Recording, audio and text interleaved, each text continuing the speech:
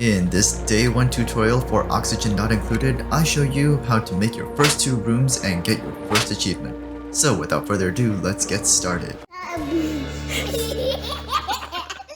Let's jump right in and start a new game. Difficulty doesn't matter, and if you'd like to use this exact map, you can pause right now and grab the code here. Let's select our first 3 dupes. I like to start out with 3 roles: a builder, a digger, and a researcher. I also like to min-max their skills initially, since this is the only time in the game you'll get to re-roll. Provided you keep them alive, these will most likely be your most skilled, since they'll be around for pretty much the rest of the game. As you can see, I go through a couple of options before I settle on Frankie, Jean, and Ruby. And without further ado, let's get started. So some things you're going to want to do first. Pause the game after the initial message and take a look around. Note that the first thing the game says you need to do is to get some oxygen generation going. And this is not as critical for a nice beginning map, since Oxalite is around to provide the initial boost, so your dupes will breathe easily for at least a day or 2. As you can see in this map, there are 3 areas with shine bugs and food, and 2 pockets of clean water. Not a bad setup, and food, water, and shelter can be easily provided within the first day. Since we have dupes that prefer to sleep in the dark, we need to build their cots away from the duplicator so that it doesn't affect them. Shine bugs are great for decor, but negatively affect sleep, so we will avoid digging to those areas, at least for now. And a really quick way to dig vertically without having to construct ladders is to use the S pattern of 3 tiles alternating to create little steps. However, the dupes take longer to go up and down, so replacing these with ladders would be a good idea later on. As you can see here, I'm using this strategy to quickly reach the pocket of fresh water in order to build the water pump needed for our wash basin. Planning some of your layout before you let the game run can mean the difference between a self-sustaining colony and a ghost town. Now that the dupes are on their way, let's allow them to make progress on their current tasks before adding more.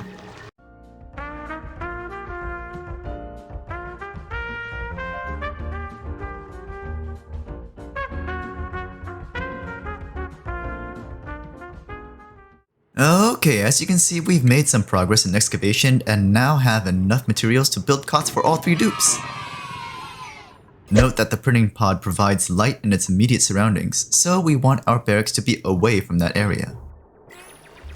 As the base grows, the number of actions available also increase, so to be on the safe side, we want to get into the habit of assigning tight focused actions. This way, we can get things like building a room done in a short amount of time. With that being said, let's wait a little while longer for our dupes to construct the majority of the barracks before moving on to the latrine.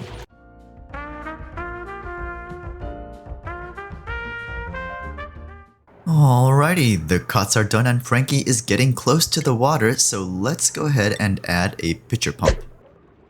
Generally, you want to place a pump so that it sits above the pool of water over the deepest area, but also can be easily accessible by your dupes.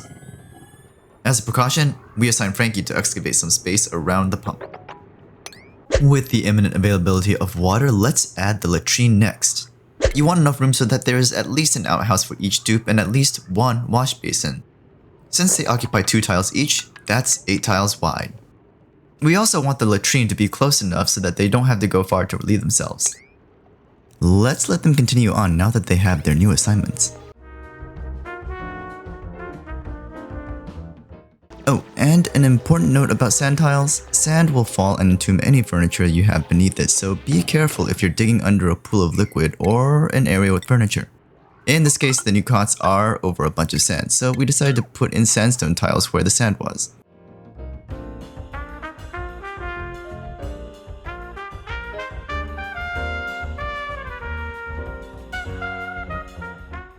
Once constructed, you can set the direction of access for the wash basins to guarantee that your dupes can be germ-free as they leave. To this end, it's a good idea to make it so that there is only 1 exit for your facilities.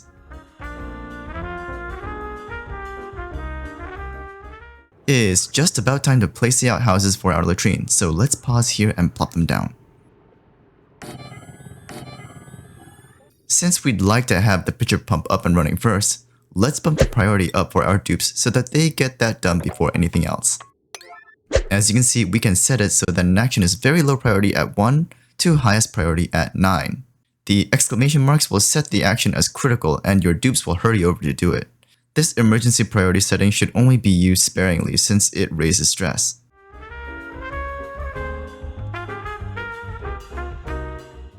Let's check our oxygen overlay to see the breathability of our starting area. Our initial area with the printing pot is excellent, and you can see that the newly excavated areas are not as good.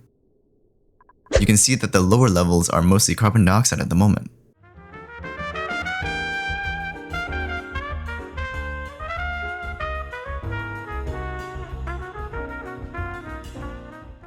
Okay, dupes have completed the construction for the latrine and we have our first achievement, bed and bath.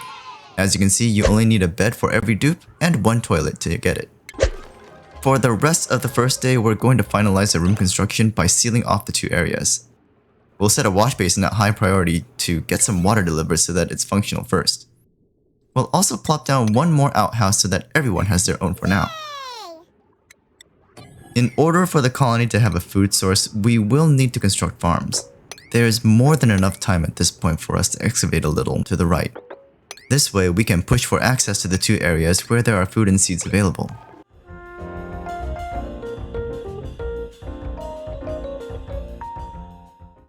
As you can see, there are lots of goodies for us to pick up later in these 2 areas. Let's go ahead and seal off our rooms. We'll put 2 tiles and a pneumatic door for each area.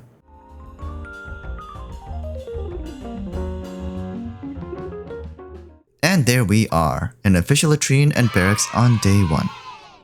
As you can see, the room overlay provides a list of criteria to get a morale bonus whenever a dupe is using it. At the end of the day, the dupes get some downtime to enjoy the fruits of their labor. As you can see, if a station is being occupied by a dupe, the others will not be able to use it. You'll probably want to add another wash basin later so that everyone gets a chance to wash their hands.